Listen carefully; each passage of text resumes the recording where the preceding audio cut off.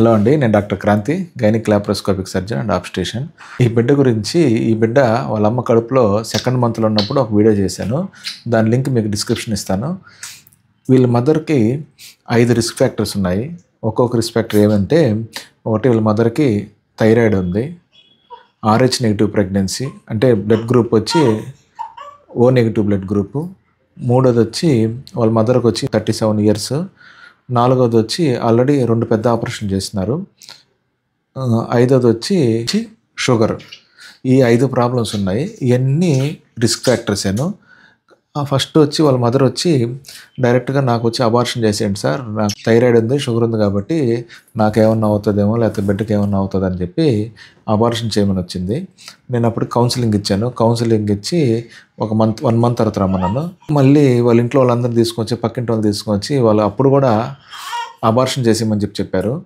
నేను మళ్ళీ కౌన్సిలింగ్ ఇచ్చాను. నేనైతే అబార్షన్ చేయనమ్మా, నీకైతే మంచిగా బేబీని డెలివరీ చేయిస్తాను అని చెప్పాను. దాని తర్వాత కౌన్సిలింగ్ చేయడం వల్ల వాళ్ళ మదరు యాక్సెప్ట్ చేసి ప్రతి నెల థైరాయిడ్ చెకప్స్ చేసుకోవడం, ప్రతి నెల షుగర్ చెకప్స్ చేసుకోవడం. మీరు చూస్తే ఈ ఫైల్ అంతా రెగ్యులర్ చెకప్స్ చేసుకుంటా ఉన్నది. చెప్పిన టైంకి రెగ్యులర్ ట్రీట్మెంట్ తీసుకోవడం, థైరాయిడ్ ట్రీట్మెంట్ రెగ్యులర్ మాత్రలు తీసుకుని మంత్లీ థైరాయిడ్ చెకప్ చేసుకునేది, షుగర్కి రెగ్యులర్ మంత్లీ షుగర్ చెకప్ చేసుకునేది. ఇంటికాడే గ్లూకోమీటర్ కొనుక్కొని ఆ గ్లూకోమీటర్ ఆ వాల్యూస్, షుగర్ వాల్యూస్ మాకు హాస్పిటల్కి మెసేజ్ చేస్తారు. ఆ రకంగా షుగర్స్ వాల్యూస్ అనేది కంట్రోల్లో పెట్టుకుంది.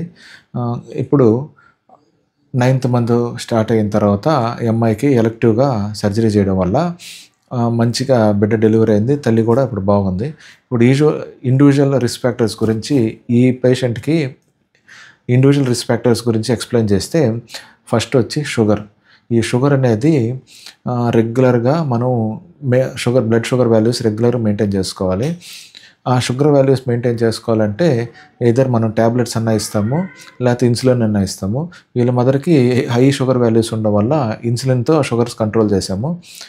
ఈ షుగర్ ఉండడం వల్ల మనము పెయిన్స్ వచ్చేంత వరకు వెయిట్ చేయము. 36 వీక్స్ కంప్లీట్ కాగానే డెలివరీ చేసేస్తాము. ఆ 36 వీక్స్ కూడా ఎందుకు వెయిట్ చేస్తామంటే లంగ్ మెచ్యూరిటీ కోసం వెయిట్ చేస్తాము.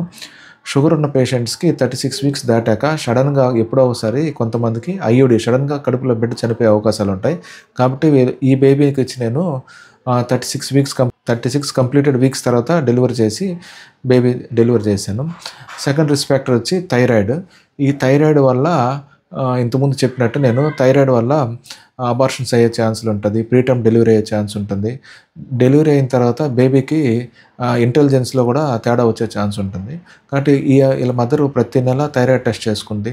అయితే ఈ థైరాయిడ్ ప్రొఫైల్ రిపోర్ట్ చూసి దాన్ని బట్టి థైరాయిడ్ డోస్ అడ్జస్ట్ చేసుకుంటూ వచ్చాము. సో థైరాయిడ్ కూడా కంట్రోల్లో ఉండింది. మూడోది అడ్వాన్స్డ్ మెటర్నల్ ఏజ్, అంటే ఆల్రెడీ 35 ఇయర్స్ దాటింది. ఇప్పుడు ఆ ఏజ్ 37 ఇయర్స్. ఈ 37 ఇయర్స్లో పేషెంట్కి కడుపులో బిడ్డకి జన్యుపరమైన లోపాలు వచ్చే ఛాన్స్ ఉంటుంది. ఈ జన్యుపరమైన లోపాలు ఉన్నాయో లేదో కనుక్కునేదానికి నేను NT స్కాన్ 4th మంత్ పెట్టాక NT స్కాన్ చేయించాను. దాని తర్వాత బ్లడ్ మార్కర్ టెస్ట్ చేయించాను. వీటిల్లో మదర్కి కొద్దిగా రిస్క్ ఫ్యాక్టర్ అనేది వచ్చింది, అంటే డౌన్ సిండ్రోమ్ ఉండే ఛాన్స్ ఉందని చెప్పి ఆ రిస్క్ ఫ్యాక్టర్ వచ్చింది. సో దాని తర్వాత నెక్స్ట్ స్టెప్ NIPT అని టెస్ట్ చేశాను, అంటే బ్లడ్ టెస్ట్ చేశాను. ఆ బ్లడ్ టెస్ట్లో నెగిటివ్ రిజల్ట్స్, అంటే బిడ్డకి ఏం ప్రాబ్లం లేదని వచ్చింది. దాని తర్వాత వచ్చి RH negative pregnancy. RH negative ప్రెగ్నెన్సీలో ఇంతకుముందు వీడియోస్లో చెప్పినట్టు ఈ మదర్కి బ్లడ్లో ఏమన్నా యాంటీబాడీస్ ఉన్నాయని బ్లడ్ టెస్టులు చేయించాను. బ్లడ్ టెస్టులు అంటే ఇండైరెక్ట్ క్రూమ్ టెస్ట్ అనే టెస్టులు చేయించాను. దాంతోపాటు ప్రొఫైలాక్టిక్గా యాంటీ-D అనే ఇంజెక్షన్ వేశాను. దాని తర్వాత రిస్క్ ఫ్యాక్టర్ వచ్చి పోస్ట్ సీజర్ అంటే ఆల్రెడీ ఈమెకి 2 పెద్ద ఆపరేషన్ చేశారు కాబట్టి అది కూడా రిస్క్ ఫ్యాక్టర్.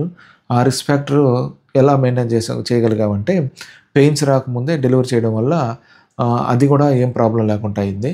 కాబట్టి ఈ రకంగా మనం మెయిన్ తల్లి బిడ్డ క్షేమంగా ఉండాలంటే రెగ్యులర్ చెకప్స్, మీ డాక్టర్ గారు చెప్పిన సలహాల సూచనలన్నీ ఖచ్చితంగా పాటించాలి. ఇలా రెగ్యులర్గా చెకప్స్ చేసుకుని వాళ్ళు చెప్పే బ్లడ్ టెస్టులు చేసుకోవడం వల్ల ఏం కాంప్లికేషన్ ఉన్నాయో మనం ముందే గుర్తించి తల్లి బిడ్డను కాపాడుకోవచ్చు. ఈ వీడియో కూడా నేను ఎందుకు చేస్తానంటే, ఈ పేషెంట్‌కి 5 రిస్క్ ఫ్యాక్టర్స్ ఉన్నా గానీ రెగ్యులర్ చెకప్స్ రావడం వల్ల మనం తల్లిని, బిడ్డను కాపాడుకోగలిగాము. తల్లి క్షేమంగా ఉంది, బిడ్డ క్షేమంగా ఉంది. ఈ తల్లిని కూడా ఎల్లుండి డిశ్చార్జ్ చేసేస్తాను. ఇది వాళ్ళ టాపిక్. మరిన్ని టాపిక్స్ కోసం ఛానల్ లైక్ చేయండి, షేర్ చేయండి, సబ్స్క్రైబ్ చేయండి. మీకేమన్నా టాపిక్స్ గురించి ఏమన్నా కావాలన్నా కానీ కింద కామెంట్ చేయండి. ఈ టాపిక్ గురించి మీకేమైనా డౌట్స్ ఉన్నా కింద కామెంట్ చేయండి. తప్పకుండా నేను మీకు రిప్లై ఇస్తాను. Thank you.